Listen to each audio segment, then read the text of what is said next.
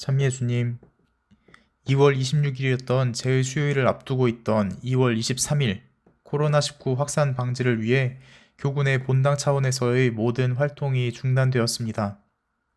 사순시기를 더 사순시기답게 보내고 신자분들과 더 큰 부활의 기쁨을 맛보리라 기대했던 광야와도 같았던 이 시간이 길어져 어느덧 부활 2주간에 이르게 되었습니다. 지금 토요일에 녹음을 하고 있는데요. 다들 아시는 것처럼 오늘부로 새 확진자가 어느덧 10명대로 줄어들었습니다. 함께 부활 전례를 거행하지는 못했지만 더 큰 확산 없이 머지않아 교우분들과 함께 미사를 봉헌할 수 있기를 기도합니다. 오늘 제게 맡겨진 이 시간을 여러분들께 하나의 질문을 드리는 것으로 시작해 볼까 합니다. 여러분은 부활이 무엇이라고 생각하시나요? 너무 추상적이라면 질문을 좀 구체적으로 바꿔보겠습니다. 니체아 신경, 그 긴 신경을 바치는 본당은 많지 않을 테니 일상적으로 바치는 사도신경을 통해서 보면 우리는 사도신경을 매주일 혹은 묵주기도를 바칠 때마다 바치면서 이러한 것들을 믿는다고 고백합니다. 예수님께서는 십자가에 못 박혀 돌아가셨고 사흘 만에 부활하셨으며 승천하셔서 하느님의 오른편에 앉으셨다는 것입니다. 또 우리의 육신의 부활과 영원한 생명을 믿는다고 고백합니다. 즉 우리가 부활을 기뻐하는 것은 단순히 우리가 믿고 따르고자 하는 예수님께서 돌아가셨다가 부활하신 것만이 아니라 우리 또한 그 부활로 초대받았음을, 그리고 우리는 그 부활을 믿고 기다리며 희망을 가지고 있음에 그 이유가 있습니다. 그러면 우리도 각 복음서가 전해주는 예수님처럼 우리 생의 마지막 날에 죽었다가 다시 지금의 육신을 가지고 부활해야 할까요? 그리고 그 부활을 맞이할 때까지 우리는 우리가 믿고 고백하는 부활과는 전혀 관련 없는 삶을 살아야 할까요?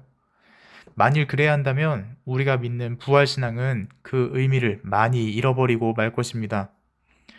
그렇다면 우리는 부활을 어떻게 이해해야 하는가 라는 질문에 있어서 오늘 복음은 오늘날 신앙을 가지고 살아가는 우리가 어떻게 부활을 이해해야 하는지 하나의 길을 보여주는 듯합니다.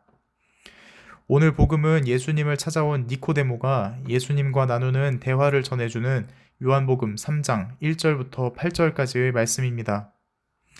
여담이지만 지난 부활 8일 축제 동안 미사의 복음은 항상 각 복음사가가 전하는 예수님 부활 이후의 이야기들이었습니다. 오늘 복음은 부활 시기를 시작하고 난 뒤 처음으로 예수님 부활 이유가 아닌 다른 사건을 전해주고 있습니다. 오늘 복음에서 바리사이 가운데 한 사람이자 유다인들의 최고 의원이라는 니코데모라는 사람이 예수님을 찾아옵니다. 이 사실 자체도 놀랍지만 그가 찾아와 하는 이야기는 더 놀랍습니다. 니코데모는 예수님을 찾아와 이렇게 이야기합니다. 저희는 스승님이 하느님에게서 오신 스승이심을 알고 있습니다. 하느님께서 함께 계시지 않으면 당신께서 일으키시는 그러한 표징들을 아무도 일으킬 수 없기 때문입니다. 그런데 이어지는 예수님의 대답이 좀 뜬금없어 보입니다. 이 구절을 잘 이해하기 위해서는 앞선 구절, 즉 요한복음 2장 23절부터 25절의 말씀을 참조할 필요가 있는데요. 잠깐 멈추고 전문을 사진으로 보셔도 좋겠고 간단히 요약을 해드리면 예수님께서 예루살렘에 계시는 동안 많은 표징들을 일으키셨고 그 표징들을 보고 많은 사람들이 예수님을 믿게 되었습니다. 그러나 예수님께서는 그들의 믿음을 신뢰하지 않으셨습니다. 이러한 예수님의 모습, 당신께서 일으키신 기적을 보고 믿는 이들을 신뢰하지 않으신 것, 그리고 니코데모의 말에 뜬금없이 동문서답을 하시는 듯 보이는 예수님의 모습을 어떻게 이해해야 할까요?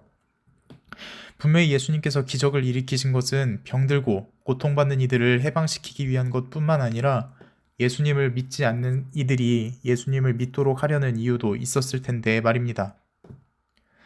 특별히 오늘의 주제인 부활 안에서 예수님의 대답을 이해하기 위한 하나의 힌트를 찾을 수 있습니다. 예수님께 있어서 세상 사람들의 눈으로 바라보는 초자연적이고 기적적인 현상들은 그 자체로 중요한 것이 아니었습니다.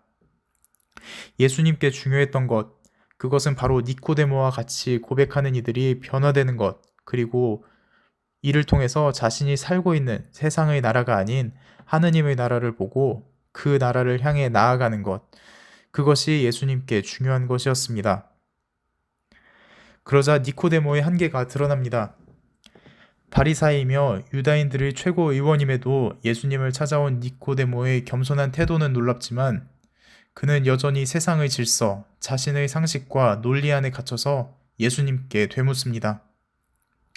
어머니 뱃속에 다시 들어갔다가 태어날 수야 없지 않습니까? 이러한 니코데모에게 예수님께서 이내 답을 주십니다.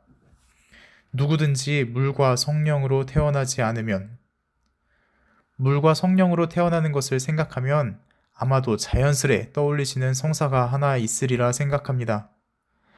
네, 바로 세례성사입니다.